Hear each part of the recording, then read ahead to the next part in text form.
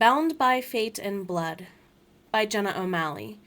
The Merna Annals, Book 1. Chapter 16. Christian. "Cut the ropes!" Christian bellowed, picking up a sword and pistol from bodies before thundering to the helm. "I hear you are out of fire, Madam Malice."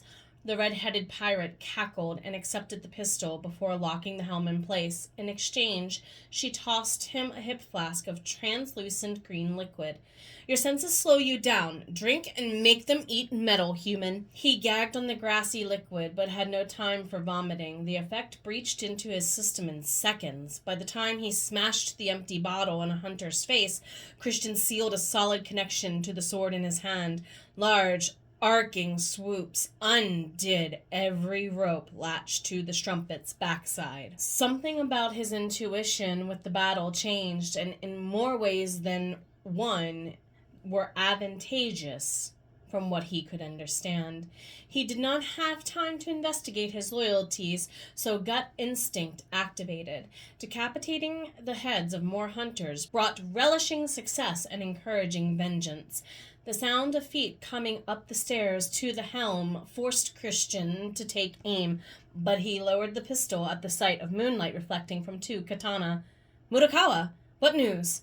"The masts appear secure. Where is Shifei-ra?" They fought back to back in a deadly firing and slashing triangle. "I left her with Shimon. She should be safe," Christian confirmed when he kept their pace.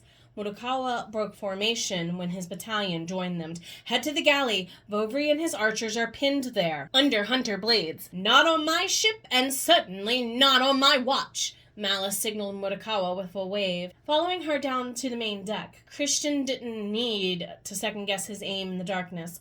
More than instinct drove him to perform.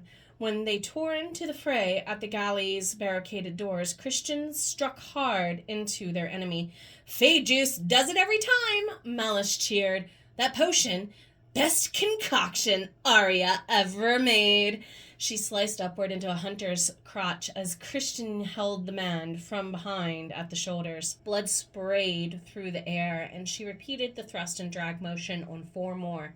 Without looking over her shoulder, she planted a bullet between another guild member's eyes, saving Christian from a backstab. "Do keep up!" Bullets zinging by her shoulders to bury in 6 enemy chests slackened her grin like lightning strike. Christian ran across the deck, loosing shots with perfect aim into fatal points on every hunter. He stole fresh guns from dead bodies when needed in the whirling destruction. As a collective, half of the marauders dropped to the deck, lifeless. Somebody shouted an alert about more troops climbing aboard from a further down deck. Malice growled when they saw the enemy's calculated approach. "That thing runs fast. I've never seen a ship move so smoothly in the water. Go, cut the ropes," he demanded. "I have this." "Christian, wait!"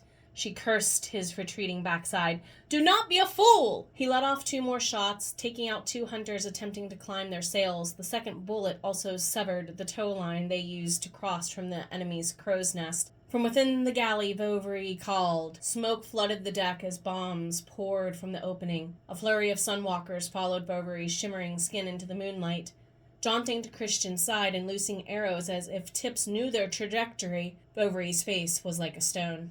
2 sunwalkers fed Christian fresh firearms as he demanded.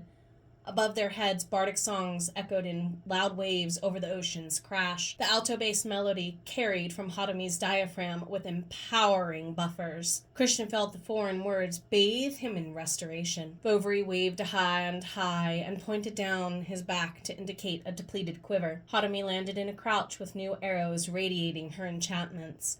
Her vocal cords remained in song even as she spoke, keeping the melody so as if not to lose it. "The next batch returns to normal." "Thank you for the warning. I will make them last." He accepted 2 from the pile, and she filled his quiver when he turned away to aim. Hatomi's voice changed to an ancient language, one like Nephtyri spoke so smoothly. Christian shouted gratitude at the silk-clad shadow fading into the sails. Her song drove the battle with a pounding tempo that they had to keep. Bovary caught sight of the hunter's flags whipping in the brewing storm. "Christian, is that ship one of yours? Is my anger at seeing it used against me so obvious?" What do we know about and worry about most? Cannon fire! Christian kept his voice low before signaling Bovary to follow him toward the rear observation deck. They will line up for a deep-bore shot within the next few moments. What options does the strumpet offer? Cannons and casting outside of what you have seen? Realization knocked air from the former Swiss guard's lungs in a harsh blast. Christian, no! Christian's determination thundered in response to ambient, dying screams and curses. He kept moving without a word until Bovary insisted, "You think we will line up with the main armory hold? I know we will. If you are indeed serious, then let me clear a path for the fireworks." Bovary raced forward in a slithering clip. Working the buckle across his shoulders loose, he whistled. The thud of every archer landed in a circle around them. Greedy hands ripped a single arrow each from the quiver. "Signal Hotami to change the melody for the unity spell she does. Fast!" Silent nods broke the group, and Bovary tossed the quiver to the floor. He waved Christian to follow him. "We will have the best view from the observation deck on the other end." Following a fraction behind, Christian watched his prized ship. It was his dream vessel, and he worked on it for a decade. Now he set off to destroy her. Bovary called to the crew, "Archers! Blasters! Casters! On my aim!" Their feet slammed toward the deck where Christian had kissed Nephtyri. "Keep them steady!" Cruel memory swooshed her skirts against his legs, and it played a tingling combination of her dancing ankles and flirtatious giggle in his ear. The dreams of her fleshed against his skin gave way to a carnal desire to blow her enemies apart and die for her cause. To wake at her side every night and let her feed on his veins. "On my count, 1!" Bovary echoed. "Hold your aim!" Christian sliced half-dead stumbling hunters in his wake.